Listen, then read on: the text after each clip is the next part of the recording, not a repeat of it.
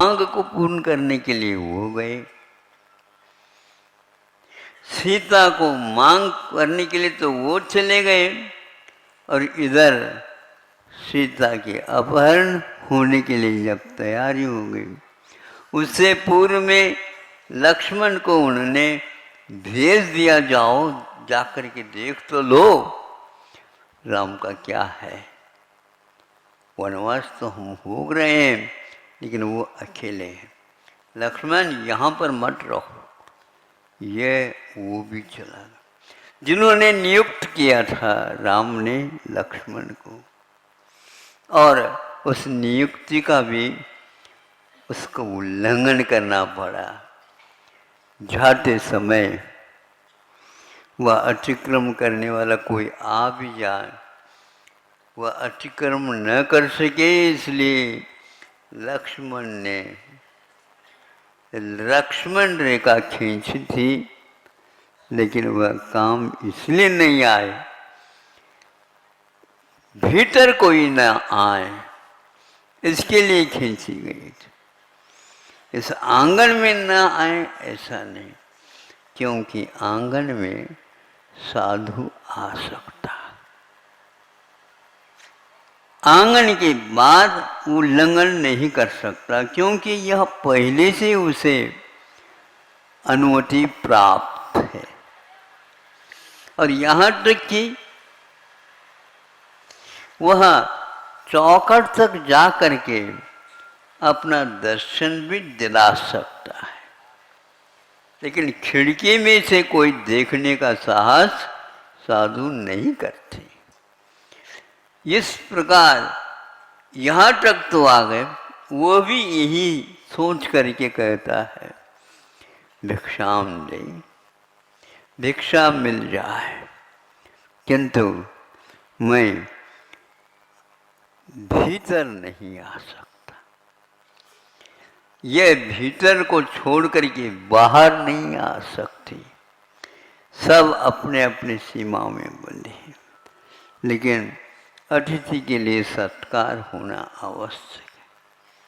यह यहाँ से वापस ना जाए। साधुओं के लिए ना अनुमति मिली है कि वह इस लक्ष्मण की रेखा का भी उल्लंघन न करे, भीतर न जाए। गृह मंत्री को पूछ करके घर की गतिविधियां होती हैं, परिस्थिति यदि मानव बिगड़ती है तो प्रधानमंत्री को भी वहाँ पर जा करके बताना पड़ता, कहना पड़ता है, किंतु वहाँ पर गृह मंत्री के बिना कार्य नहीं हो सकता। सब अपने अपने कर्तव्यनिष्ठ हैं, लेकिन जब सीमाएं उल्लंघित हो जाती है, सबके ऊपर आपत्ति आ जाती। संपत्ति कभी कभार मिलती है तो आपत्ति तो लगी हुई रहती। इस तो उपदेश में कहा है, एक के बाद एक अरहत की भांति घड़ा भरा हुआ आ जाता है, ये खाली हो जाएगा तो ठीक हो जाए, तब तक दूसरा जो खाली था वो भर करके तैयार होता।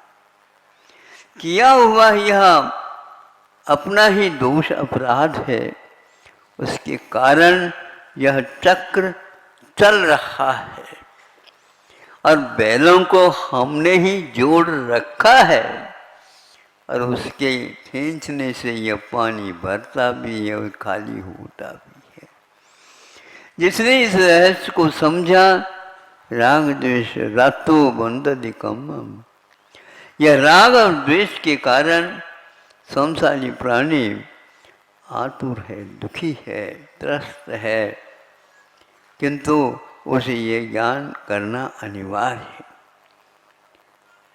ये सारी प्रतिज्ञा इसीलिए, और कोई प्रतिज्ञा को प्रतिज्ञा नहीं कहते, किंतु इस प्रकार की मर्यादाओं की जो रेखा होती है वो हमेशा हमेशा हम लोगों को झकझोर करके बताती है तुम यहाँ पर अपराध कर रहे हो, उसका उल्लंघन नहीं होना चाहिए, होना नहीं चाहिए। लेकिन ऊपर वाली ये भी तो कह रहे हैं, सीता ने कहा लक्ष्मण जी उठ जाओ, तुम जाओ वहाँ पर। कवियों को लिखना पड़ा, कोई भी स्वर्ण के हिरण नहीं हुआ करते हैं, किंतु राम के लिए उपदेश मिल गया, राम इसको सहज नहीं पाए, समझ नहीं पाए। लेकिन समझाने में कोई कमी रहती है? नहीं रहती है। और वो लिख दिया, लेकिन लिखने के उपरांत भी काम होने से। नीति निपुण थे रावण भी, लेकिन अपहरण करने की बुद्धि उनको हो गई, वह भी बंधा हुआ था। ध्यान रखना, रावण संतों की मर्यादा में जो आता है, ऐसे कोई भी व्यक्ति वो बंद करके जाता है, ऐसे इनका कर्तव्य होता है। लेकिन वो भी बहुत निपुण था। उन्होंने कहा ले लूँगा, आपके कहने से मैं व्रत ले लूँगा, उसका पालन करूँगा, लेकिन मैं जबरदस्ती नहीं करूँगा। किंतु क्यों? भीतर ये भाव था, मुझसे कौन है वह महिला जो प्रभावित न हो। इस गर्व ने उसको इस प्रकार का संकल्प लेने के लिए बाध्य किया। ये तो रामायण पढ़ो आप, ये सब मिलेगा। रविवार के दिन जितना आवश्यक है उतना ही मैं कहना चाहता हूँ कि यह सब भूमिका बनने के उपरांत भी उस जटायु पक्षी ने कहा मैं जब तक जीवित रहूँगा तो तुम्हें भीतर जाने का कोई अधिकार नहीं है, और इनको ले जाने का कोई अधिकार नहीं है। और बार बार वह अपने पंखों के माध्यम से प्रहार करता रहा। ये जान रहा है मक्खी हाथी के साथ लड़ने के लिए तैयार है, हार ही नहीं, प्राण तो गंवाएगा। लेकिन ये प्राण आज तक यह आप लोगों के लिए झकझोर रहे हैं कि ऐसा भी जटायु पक्षी था जिन्होंने व्रत ले रखा था। मैं अपने प्राणों की रक्षा करता रहूँगा, लेकिन दूसरे के प्राणों के ऊपर किसी प्रकार की आपत्ति नहीं आना चाहिए। उस समय मैं धावा बोलूँगा। यह एक रामायण का बहुत अच्छा पात्र है। और उसने एक चाबुक से उसको दूसरे तीसरे बार के बाद मार गिराया। जब राम आए, समझ में ये आ रहा है ये कौन? वो जटायु पक्षी है। इसके प्रहार करके वह लेकर के गया है। यह आज तक याद है। यह जब प्राणांत हो जाता है, सीता को बहुत प्रिय था जटायु पक्षी, राम के लिए भी प्रिय था, क्योंकि उसने दान की अनुमोदन किया था। अतिथियों के लिए अरण्य जंगल में भी आहार हुए हैं, और वहाँ किस ढंग से आश्चर्य हुए हैं आप लोगों को ज्ञात है। अब सीता के अभाव में कुटिया में रहो, कब तक रहोगे? वनवास को छोड़ करके घर नहीं जा सकोगे। सीता के अभाव में चैन नहीं मिल पाएगी। मैंने प्रतिज्ञा दी थी जिस समय पानी ग्रहण हुआ था, और जल के साथ यह जलांजलि दिया, प्रतिज्ञा दी थी, और अग्नि के सामने ये प्रतिज्ञा हुई थी।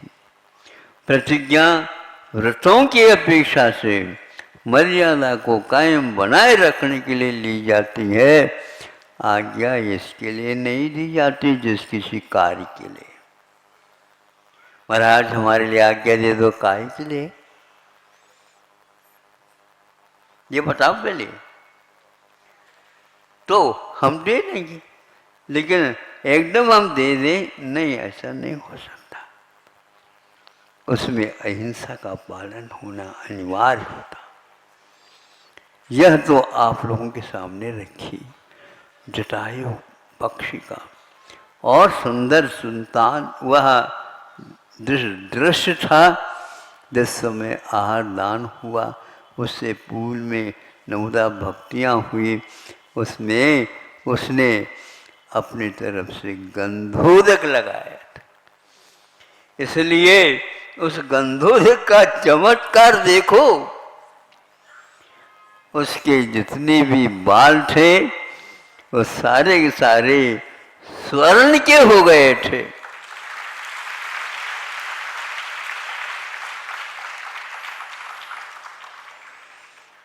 अभी बालिकाएं कह रही थी हमारे लिए सब कुछ ये है। अरे जब तिर्यंच और जटायु पक्षी एक प्रकार से हिंसक माना जाता है, लेकिन यह वीतरागी संतों का चमत्कार, आहार होने से पूर्व में वह गंधोदक, उसमें वह लोट पोट हो रहा था। आप लोग तो यूं गंधोदक लगाते, वो कहता है मेरा जीवन इसमें घुलेगा, और वही हुआ, चमत्कार हुआ। स्वर्ण के बन गए, इससे सब लोग कहने लगे इनके प्राण और इसके जीवन भीतरी आत्मा कितनी खुशी के साथ इसको निर्वाह किया है, हम कह नहीं सकते। तिर्यंच है, दूर रहता था वृक्ष के पास, लेकिन वहां पर रह करके वह ताली बजाता था। ऐसा हो, इंद्र भी तांडव नृत्य करता है तीर्थंकरों के सामने नहीं, किंतु ऐसे ही जब आश्चर्य का समय आ जाता है तो इंद्र भी उस समय तांडव नृत्य करके रत्नों की वृष्टि करता है।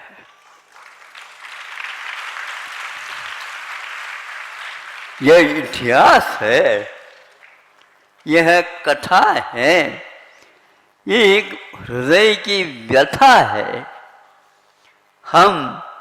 हमारे लिए क्या है? अरे अभी तुम हमारे मारे, हम मारे जा रहे हैं, मरता तो है ही नहीं, हम मारे जा रहे, हमारा क्या होगा? बस हमारा को ही मारना है।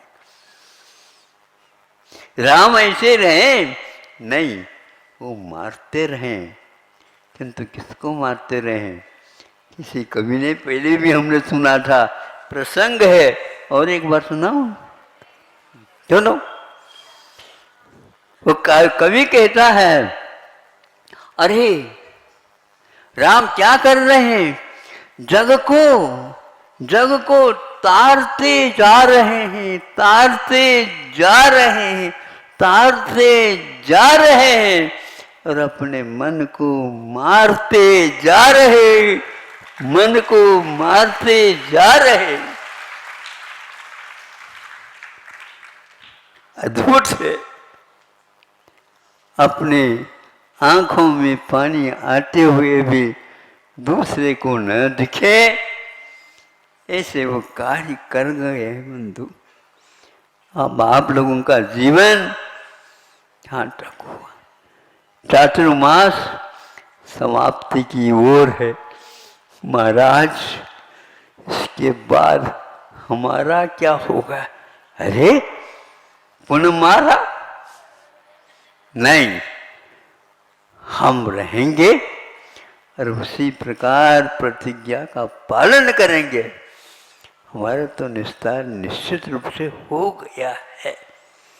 और उसी के कारण उसको एक पात्रता मिल गई रामायण में, किसी के कहने से नहीं, वो पात्र बन गया। केवल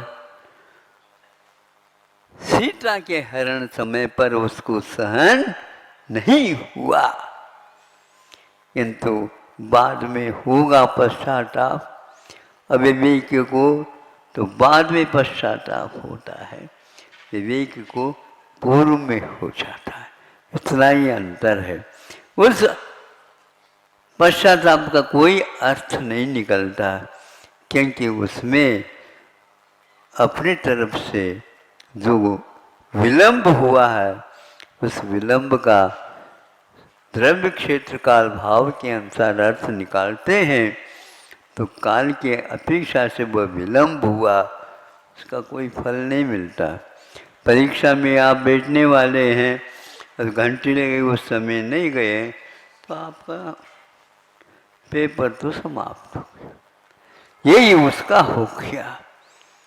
ऐसा करता हुआ राम भटक रहे हैं, सीता के अभाव के कारण नहीं। उसका मैं एक व्रत लिया था कि जब तक इस घट में प्राण रहेंगे, यही रघुनाथ की कुल परंपरा है। जब तक घट में प्राण है तब तक क्या होगा, तब तक तो चलता रहेगा। लेकिन यह घट में प्राण जब तक रहता, यही रीत रघुकुल के आई। यह रघुकुल जो है, यह लघुकुल नहीं है। तो रघु का अर्थ होता है राघव, राम के लिए आया। यह कुल की एक प्रतिज्ञा हो गई। इसके बाद कई दिन व्यतीत हो गए, सीता के अभाव में भी वो कहाँ है। निश्चित रूप से भोजन उसको नहीं मिलने के उपरांत भी नहीं खाती होगी। वो एक पतिव्रता है, सती है, उसने ऐसी प्रतिज्ञा ले रखी है। फिर आगे का पात्र की बात यदि आ जाती है कि अब भैया कहाँ पर है वो, इसकी गवेषणा न राम की वश की थी, न लक्ष्मण की वश की थी, न ही और कोई भरत की वश की थी, और किसी की भी नहीं थी। एकमात्र जय अलख निरंजन राम ऐसे भक्त को तैयार किए थे कि वो हनुमान हमारे रहते हुए आप चिंता क्यों कराओ। तो हनुमान सोचो, चिंता नहीं है तो क्या करें बताओ। हम क्षत्रिय हैं, क्षत्रिय वही होता है प्रजा के लिए हमेशा हमेशा चिंता करता ही रहता है। सोने के लिए सिंहासन नहीं मिलता, 5 वर्ष के बाद क्या करेंगे अभी मत सोचो, अभी 5 वर्ष में क्या करना ये बता दो।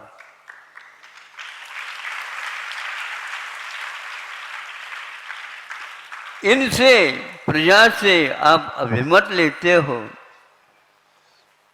ले लो कौन क्यों खड़े हैं, काय के लिए, लड़ने के लिए। चुनाव में लड़ा जाता है शस्त्र के बिना, और लड़ते ही रहते हैं। ये चुनाव हो गया, अगले चुनाव की तैयारी करो। अरे ये क्या है, आपने एजेंडा में ये लिखा था, कहा था कि हाँ 5 साल तक ऐसे ऐसे कार्य करेंगे। हाँ बिल्कुल ठीक करेंगे, हम कर रहे हैं, लेकिन थोड़े से और अवधि बढ़ाने से ठीक होगा। ऐसे ये लोग नहीं करते थे, प्रजा के लिए समर्पित होकर के कार्य करते थे। अपने जीवन काल में इन्हें ये काम किया है, इसलिए उसको कहा ये भक्त और विरक्त थे। होते प्रजा के अर्थ ही राज्य कार्य सख्त थे। राज्य कार्य में ये आसक्त इसलिए रहते थे, प्रजा के अर्थ, प्रजा के पालन के लिए रहते थे। आज प्रजा को कोई पालन नहीं है, तो राजा भी नहीं है, तो प्रजा भी नहीं है। प्रजा सत्तात्मक अवश्य है। इसका क्या अर्थ होता है न आप जानते हैं, न ये जानते हैं, न ये जानते हैं। हम भी जान नहीं पा रहे हैं कि प्रजासत्तात्मक क्या है। प्रजा के हाथ में यदि सत्ता आ जाए तो प्रजा में क्षत्रियता भी आना चाहिए। चुप करके बैठ जाए तो कैसे आएगा वो? बैठने के लिए है ही नहीं। श्वास भी लेते हो तो भी उसके लिए ज़्यादा जो है आपको परिश्रम नहीं करना, श्वास लेते हुए चलो।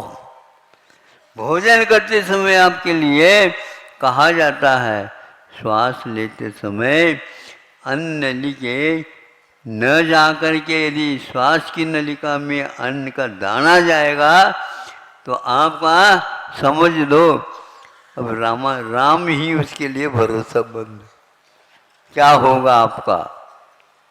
इसलिए आप श्वास लो, लेकिन उस समय खाना बंद करो और श्वास लेकर के फिर इसके उपरांत श्वास लेना प्रारंभ कर दो। ऐसा यह कार्यक्रम चलता रहता है। ऐसा नहीं कि श्वास ही लेते रहते हैं भोजन के समय पर, ऐसा नहीं कि वह आहार ही लेते रहते हैं। बस थोड़ी बहुत हम ठीक जो रह जाओ, जल्दी ना करो। यदि बच्चे को ठसका लग जाए उस समय माँ होश हवास में आ जाती। अरे ठसका लगे, क्यों लग गया बताओ? ज़्यादा मात्रा में दूध बह गया और ऊपर से आप नाक और पकड़ रहे हो, तो कैसे जाएगा वो?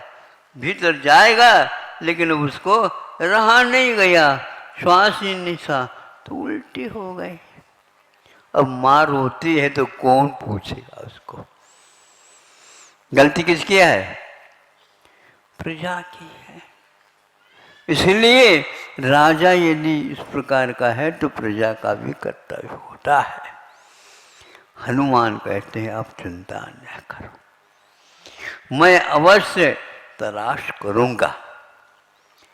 धन्य है ऐसे भक्त। ये भी एक रामायण का पात्र, कैसे पात्र उसके साथ जुड़ते गए हैं।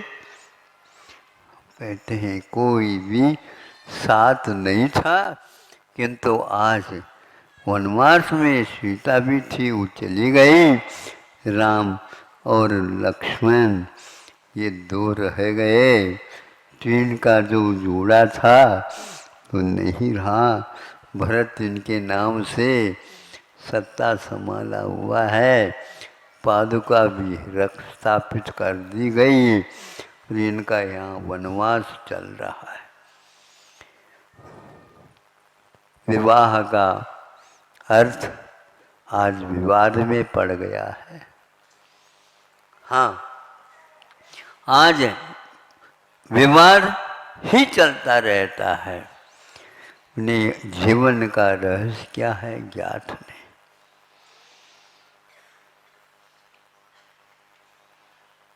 कैसे लाएं? कैसे लाए? वह भी 3 खंड के अधिपति था, कौन? रावण। अब उसके लिए प्रति नारायण दोनों के नियुक्त थे। लक्ष्मण जब उसके लिए वह प्रसंग आएगा, उस समय उसको पछाड़ देगा। राम इस पछाड़ने के काम में सक्रिय नहीं थे।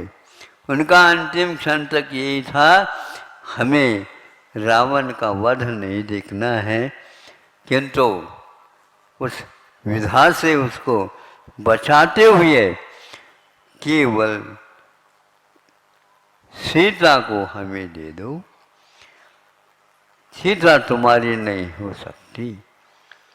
इसके लिए लड़ना पड़ रहा है, हमारा कोई ध्येय नहीं है। इस प्रकार जब हम कथा सुनते हैं, कथा पढ़ते हैं, तो ऐसा लगता है हम बहुत सारी कथा पढ़ लेते हैं और हम अपनी व्यथा को दूर करने का प्रयास करते हैं। एक को भी पढ़ो और बार बार पढ़ो तो आँखों का पानी कम होगा नहीं और आता रहेगा और आता रहेगा। आचार्यों ने कहा कि जितने बार दुख की घड़ियों को याद करोगे उतनी ही कर्म की निर्जरा होगी, लेकिन उसमें सुख की चिंता मत करो। दुख जब मिटेगा तब सुख प्राप्त होगा। ये आचार्यों का कहना है। ये दुखमा काल है। कौन सा काल है? दुखमा। माँ का शब्द उसमें लगा हुआ है। सुखमा, दुखमा, और दुखमा दुखमा भी आने वाला है, और भूमि में सुकुमा सुकुमा भी आ जाएगा। इन सब में हम नहीं समझ पा रहे हैं, इसलिए दुखमा सुकुमा जब आएगा तब निश्चित है आपका कल्याण हो सकता है। न मैं उसको खींच करके ले आ सकता हूँ, न ही उसको फटकार सकता हूँ। आपको अपना कर्तव्य करते रहना है, इसके अलावा और कुछ नहीं। हनुमान बहुत घूमे और आकाश मार्ग में वो भी एक विद्याधर थे, जिनके पास अनेक विद्याएं थीं, और उसके माध्यम से उन्होंने अंत तो गत्वा सीता की गवेषणा, सीता ने भी और राम ने भी अपनी आत्मा का अन्वेषण अनुसंधान नहीं कर पाए, किंतु सीता का अनुसंधान यदि किया तो वह कौन किया? किसने? हनुमान ने किया। उसने एक शोध प्रबंध का काम अवश्य किया है। होश हो तो उस कथा को पढ़ लो, नहीं तो उसको आप शोध कथा के रूप में स्वीकार नहीं कर पाओ। उनको भी चैन नहीं थी, कब मैं सीता को ढूंढ करके ले जाऊं। बहुत कठिनाई से सीता को वहां पर सुरक्षित रखा गया था। बार बार वह यही कहती रही, ये तो मिटना है शरीर, हमारी प्रतिज्ञा है, कहीं भी रहें लेकिन प्रतिज्ञा हम अपने साथ रखेंगे। और यह करती गई, वो बिल्कुल लकड़ी जैसी हो गई। खाने की इच्छा, पीने की इच्छा कुछ भी नहीं थी, लेकिन काया को बनाए रखने के लिए वहाँ खाया जाता था। एक मुनि महाराज जी के लिए व्रत होता है, एक तप होता है, अनेशन, ये बड़ा अद्भुत है। वैयावृत्ति के लिए, संयम पालन करने के लिए, ज्ञानार्जन करने के लिए और शरीर को प्राणों की रक्षा करने के लिए 5 या 6 हेतु से आहार लिया जाता है। एक महाराज है और ऐसी वेदना है, उनके साथ बैठ करके उस वेदना का प्रतिकार के लिए अनेक प्रकार के उपाय किए जाते हैं, श्रावकों से नहीं किंतु मुनि महाराजों के माध्यम से। और उसके लिए सब कुछ करना पड़ता है, रात में भी जागना पड़ता है। इसलिए भोजन लिए बिना हम वैयावृत्ति नहीं कर सकते। इसलिए अनेशन इच्छा के बिना वो आहार लेते हैं और दूसरे की व्यावृत्य दुख को दूर करते हुए इसको बोलते हैं वैयावृत्य। व्यावृत्त करना, दूर करना, दूर हट जाना, इसको हम बोलते हैं। ये मार्ग वहाँ से आया है। एकदम मार्ग का निर्माण नहीं होता किंतु मार्गणाएं बनती हैं कुछ पात्रों की अपेक्षा से। पंचम गुण स्नान की मार्गना के लिए संयम की आवश्यकता है, तब बनेगी वह मार्गना, नहीं तो मार्ग नहीं मंजिल है। यदि प्रत्याख्यान है तो निश्चित है मुनि महाराज हैं, शब्द से नहीं किंतु प्रत्याख्यान व वर्ण कर्म की क्षयोपशम से, उदयाभाविक क्षय और देश घाटी के उदय से होता है, वह तब मुनि बनता है, खेल खेल में नहीं बन सकता। तब यह हम कह सकते हैं कि हनुमान ने जो कार्य किया है वह अद्वितीय हुआ और आज तक भक्त शिरोमणि उनके लिए किसने उपाधियों के साथ पुकारा है। वहाँ चरणों में रहता है, उनका फोटो कभी भी रहे तो चरणों में रहा। और आप लोग अपने फोटो को बोलो हाँ ऊपर लगाते। अरे भैया दादाजी का तो लगाओ ठीक है, उन्होंने इस परंपरा के लिए बहुत कुछ काम किया। लेकिन आप क्या कह रहे हैं, मूंछों के ताव देते हुए फोटो लगना या लगाना ठीक नहीं माना जाता। हाँ, मूंछों के ऊपर ताव दे रहे हो, मूंछों के लिए ताव दे रहे हो तो उनको बता दो, ध्यान रखो मैं जब तक हूं तब तक ये कार्य नहीं हो सकेगा। इसको बोलते हैं अंतःकरण से। अंतःकरण का अर्थ एक प्रकार से कोशकार ने अर्थ निकाला है, दया भाव से आपूरित होता है।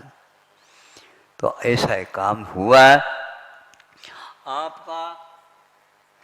देखो घड़ी तो अनाहत रूप से चल रही है, उसके लिए न ज्ञान है न वैराग्य है और न ही कुछ है, किंतु आपको जगा रही है, वो घड़ी जगा रही है। एक एक क्षण, एक एक पल, एक एक निषेक आपके व्यतीत हो रहे हैं।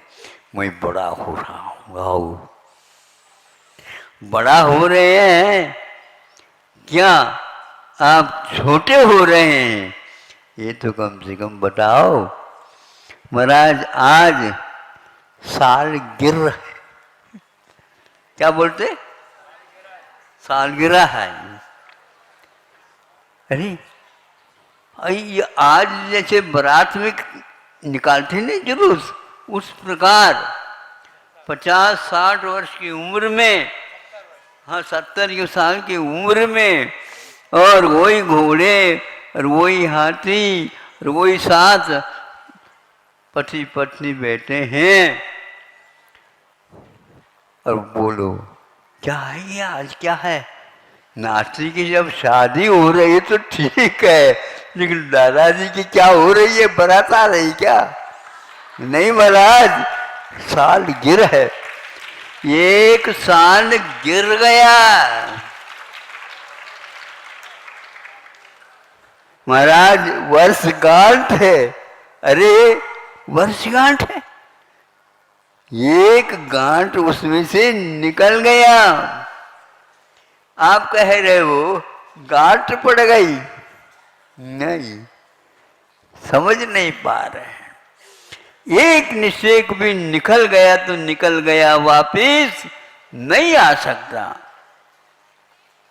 इसका मूल्य समझो, कीमत समझो, आगे बढ़ो। यह जितने भी प्रवृत्तिगत मार्गनाई और गुणस्थान हैं, उनमें कभी भी मुक्ति नहीं दिखाया गया है गुणस्थान। संयम लब्धिस्थान होते हुए भी प्रवृत्ति में कभी भी केवल ज्ञान नहीं हो सकता। उस समय अप्रमत्त भले रह सकता है, किंतु उसका विकास नहीं हो सकता। उस विकास के लिए आप ठहरिए और शुभ लेशाएं बना लीजिए। तो सप्तम अनुष्ठान के बाद केवल शुक्ल लेशा और एक प्रकार से शुक्ल ध्यान, ये दोनों के साथ यात्रा प्रारंभ हो जाती है। तब कहीं जा कर के उपशम अथवा क्षय करने का सौभाग्य प्राप्त होता है। ऐसे यह प्रकरण आपके सामने यह उनको तलाश कर दिया, अनुसंधान हो गया। अब फिर इसके उपरांत आकर के कह देते हैं राम के पास, आप चिंता न करिए। चिंता तो पूरी पूरी जनता को है, ये कब आएगी सीता। राम के पास आकर के कोई सो नहीं रहा अथवा रो नहीं रहा, किंतु सीता को याद करके दंडक वन में कैसे रह रही। आप सोचो, स्त्रियां होती हैं, अबला होती हैं, किंतु उन्होंने जो साहस के कार्य किए हैं अद्भुत हैं, अद्भुत हैं। उनको चाहिए क्योंकि विवाह के समय पर दोनों को संकल्प कराया गया, जबरदस्ती नहीं कराया गया, क्योंकि उसके बिना आगे का प्रवाह नहीं आगे बढ़ सकता, रुक जाएगा। जैन धर्म की जय हो, जैन धर्म इस प्रकार से थोड़ी जय होने से जय होने लग जाए। उसके लिए ऐसी प्रतिज्ञा का वहन करना पड़ता है। इसलिए श्रावकों के लिए भी उन्होंने कहा ये संयम मार्गना है। इस मार्गना में रहने वाला अतिथि की चिंता करता है और अतिथि से पहले वहाँ भोजन का निर्माण करके, शुद्ध भोजन का निर्माण करके उनको दे देता है। ये अतिथि संविभाग तरसता रह गए, इंद्र नहीं मिला। बताओ, तीर्थंकरों के पास हमेशा रहने वाला सहोदर इंद्र कभी सौभाग्य नहीं जगा कि हम एक बार आहार तो दे दें। कभी न कहीं प्रार्थना तो की होगी, हे सहोदर अब चिंता मत कर, चिंता करने से मैं लेने वाला नहीं हूँ, वहाँ पर खड़े हो जाओ, देखेंगे। खड़े तो नहीं हो सकते, तो खड़े हुए बिना श्रावक बैठ करके कभी आहार नहीं दे सकता। सुन रहे हो आप लोग? हाँ, उतने काल के लिए आप खड़े हो जाइए और उससे पूर्व में भी खड़े हो जाइए और बार बार सबरी बन करके प्रतीक्षा कर लीजिए। दूसरे के आंगन में मत जाइए, फिर लड़ाई होगी, कौन निपटाएगा। इसलिए आप समझो, गृहस्थ आश्रम में जो प्रतिज्ञा ली हुई है वह भी एक प्रकार से मुनि महाराज के लिए ऐसे योगदान है, ऐसा योगदान और किसी के पास नहीं। ऐसा योगदान और किसी के पास है नहीं। इसलिए हम अभी आहार नहीं करा रहे हैं। आप प्रतीक्षा करिए, नहीं समझे, आप प्रतीक्षा कराइए तो हम भले ही आपको आहार नहीं कराएंगे, लेकिन जब आप करेंगे तो यह याद रहे, हाँ इसका महत्व अपने आप में बहुत बड़ा है, बहुत बड़ा है। आश्चर्य करने से कुछ नहीं होने वाला है, और वह केवल तांडव नृत्य करके ही अपने मन को समझा देता है। सौधर्मेंद्र और उसकी प्रतीक्षा कर रहा है कि कब मुझे वो समय मिलेगा जब मैं भी तीर्थंकरों के समान इस तैया को अपने जीवन में उतारूंगा। इतना ही कह करके समय आपका ज़्यादा हो गया, क्योंकि 3:30 का था, लेकिन 3:45 बजे मुझे मिला था। क्या मिला था आप देख लो। अभी यहाँ हम जबरदस्ती को पीछे उठाई, तब जो है वो बालिकाएं मानी 1 वर्ष से भूखी थी, इसलिए वो काम हो गया। अहिंसा परमो धर्म की। जय लो परम पूज्य संत श्री आचार्य भगवान विद्यासागर जी महामुनि